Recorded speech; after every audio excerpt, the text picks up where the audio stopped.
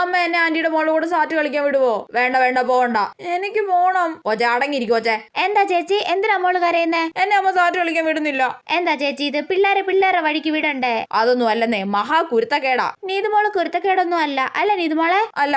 എന്നാ പോയി കളിച്ചോ, ആരോട് വഴക്കുണ്ടാക്കരുത് കേട്ടല്ലോ. ഇല്ല.